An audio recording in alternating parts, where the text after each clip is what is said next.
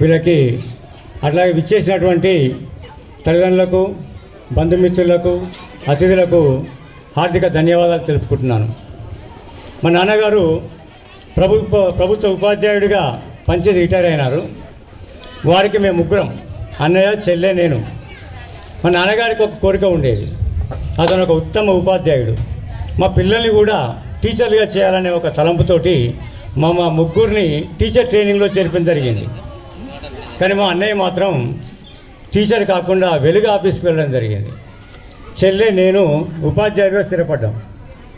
నేను appointment letter తీసుకున్నప్పుడు నాన్నగారు ఒక 2 మాటలు చెప్పిండ్రు, మీతో వాటిని పంచుకునే ప్రయత్నం చేస్తాం. స్వాతంత్రోద్యమం ఉధృతంగా నడుస్తున్నటువంటి రోజులు, బాల గంగాధర్ తిలక్ స్వతంత్రమైన జన్మ హక్కు అని నినదిస్తున్న తరుణంలో కొంతమంది విలేకరులు వారిని అడిగారట, సార్, అతి త్వరలో మనకు స్వాతంత్రం సిద్ధించబోతుంది, స్వాతంత్రం వచ్చిన తర్వాత మీరు మన దేశానికి ప్రధానమంత్రి అవుతారా, రక్షణ మంత్రి అవుతారా, విద్యామంత్రి అవుతారా అని అడిగారట. దానికి ప్రధానమంత్రులను, రక్షణ మంత్రులను, విద్యామంత్రులను తయారు చేసే ఉపాధ్యాయ వృత్తిలో నేను ఉండగా అవన్నీ నాకెందుకు అన్నాడంట. రెండో మాట, మన దేశానికి రాష్ట్రపతిగా శంకర్ దయాళ్ శర్మ ఉన్నప్పుడు ఒమన్ దేశానికి పర్యటన వెళ్ళడం జరిగింది. అక్కడ విమానాశ్రయంలో విమానం ఆగిన తర్వాత ఒమన్ దేశపు రాజు స్వయంగా విమానం లోపలికి వెళ్ళి సాధారణంగా చేయి పట్టుకొని ఆహ్వానించి బయటికి తీసుకొస్తే అక్కడ ఒక పెద్ద కారు ఆగుంది. కారులో ఉన్నటువంటి డ్రైవర్ను నువ్వు వేరే కారులో రా అని చెప్పి ఆ కారులో రాష్ట్రపతిని కూర్చోబెట్టుకొని స్వయంగా తనే నడుపుకుంటూ బస ఏర్పాటు చేసిన కేంద్రాన్ని తీసుకువెళ్తే అక్కడ విలేకరులు ఉన్నారు. వాళ్ళు ఆశ్చర్యపోయి, సార్ ఏంటి మీరే స్వయంగా నడుపుకుంటూ వచ్చారేంటి అని అడిగారు. అప్పటి వరకు ఏ దేశ ప్రతినిధి ఆ దేశానికి వచ్చినా ఆ రాజు వెళ్ళి రిసీవ్ చేసుకోలేదు, స్వయంగా కారు నడపలేదు. దానికి స్పందించినటువంటి ఆ రాజు, నేను పూణేలో విద్యాభ్యాసం చేసినప్పుడు నాకు చదువు చెప్పిన గురువు అని సగర్వంగా చెప్పాడట. ఇవి చెప్తూ నువ్వు కూడా ఒక మంచి టీచర్గా గుర్తింపు తెచ్చుకో అన్నాడు. మంచి టీచర్గా గుర్తింపు తెచ్చుకోవాలంటే మంచి విద్యార్థి ఉండాలి. మంచి విద్యార్థి ఉండాలంటే మంచి తల్లిదండ్రులు కూడా ఉండాలి. తల్లిదండ్రులు చాలా వరకు ఏం చేస్తారు, మన దగ్గర ప్రభుత్వ పాఠశాలకు పంపించే తల్లిదండ్రులు కేవలం మేము పాఠశాలకు పంపిస్తున్నాం, అంతా సార్లే చూసుకుంటారులే అనుకుంటారు. కానీ మొదటి గురువులు విద్యార్థికి తల్లి, తండ్రి. అక్కడ మీరు బునియాది ఏర్పరిస్తే పాఠశాలలో ఉపాధ్యాయుడు దాని మీద విద్యార్థితో కలిసి ఒక భవనాన్ని నిర్మిస్తాడు, ఒక అందమైన ప్రతిమను తయారు చేసే అవకాశం ఉంటుంది. కాబట్టి మీకు తల్లిదండ్రుల సూచన, మీ ఇంటి దగ్గర పిల్లల పాత్రని ఏ విధంగా పోషించాలో ఆ విధంగా పోషించండి. విద్యార్థులు మీరు కూడా 10-11 సంవత్సరాల లోపు పిల్లలు కాబట్టి మీరు ఇంటి దగ్గర తల్లిదండ్రులు చెప్పినట్టు వినండి, పాఠశాలలో ఉపాధ్యాయులు చెప్పినట్టు వినండి, సరిపోతుంది. ఎంతో ఎత్తుకు ఎదుగుతారు. అన్నిటికంటే ఎత్తైంది ఏంటిది?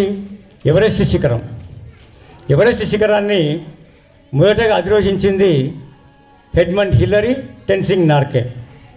వాళ్ళు 19 సార్లు ఎక్కడానికి ప్రయత్నం చేసి జారిపడిపోయారు. 20వసారి దగ్గర దాకా పోయి కూడా మళ్ళీ జారిపడ్డారు. అప్పుడు వాళ్ళిద్దరూ ఎవరెస్ట్ శిఖరంకే చూస్తూ, నువ్వు ఇంకా ఎత్తుకు ఎదగలేవు, కానీ మా పట్టుదల మాత్రం పెరిగిపోతుంది, ఖచ్చితంగా నేను అధిరోహిస్తామని చెప్పి శపథం చేసి 21వసారికి అధిరోహించి దాని మీద జెండా బాధడం జరిగింది. అంటే ఒక లక్ష్యాన్ని మనం నిర్దేశించుకున్నప్పుడు లక్ష్య సాధన డెఫినెట్గా సాకారం అవుతుంది అనేది మనం తెలుసుకోవచ్చు. ఈ పాఠశాలలో 11 సంవత్సరాలుగా విద్యుత్ ధర్మాన్ని నిర్వర్తిస్తున్నా. ఈ చెట్ల కింద, గదులలో, పాఠశాల ప్రాంగణంలో ఒక ఆటలాగా పాటలాగా 11 సంవత్సరాలు గడిచింది. ఇక్కడికి గతంలో నేను పనిచేసిన దానికి కంపేర్ చేయదలుచుకుంటే, గతంలో 6 పాఠశాలలో పనిచేసిన సుమారుగా, ఎక్కడ కూడా ఇంతకాలం పనిచేయలేదు. అక్కడక్కడ చిన్న చిన్న సమస్యలు వచ్చినాయేమో, కానీ ఇక్కడ ఏ సమస్య రాలేదు. వేరే స్కూళ్ళల్లో మహిళా ఉపాధ్యాయులు లేరు, ఇక్కడ మొత్తం మహిళా ఉపాధ్యాయులే.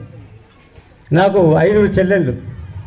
ఒక చెల్లె రాధిక, అది రక్త సంబంధం, దేవుడు పెట్టిన సంబంధం. ఇంకా 4 రమ, పద్మజ, వినోద, శశికళ, వాళ్ళు వృత్తి సంబంధం. పాఠశాల దేవాలయం, వృత్తే దైవం, ఇది కూడా దేవుడు పెట్టిన సంబంధంగా భావిస్తున్నా.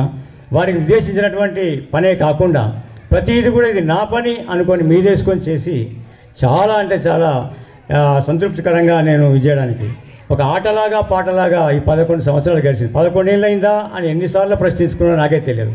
దానికి ప్రధానమైనటువంటి కారణం చక్కటి ఆదర్శవంతమైనటువంటి ఉపాధ్యాయులు, మంచి సోదరి భావంతో చాలా చక్కగా పనిచేయడం జరిగింది.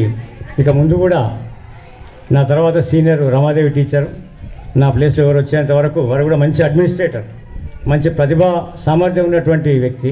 కాబట్టి ఇంకింత బాగా విద్యార్థులకు సేవలు అందిస్తూ మంచిగా ఇంకింత ఉన్నతమైన స్థితికి వస్తారనే దాంట్లో ఎలాంటి నమ్మకం లేదు.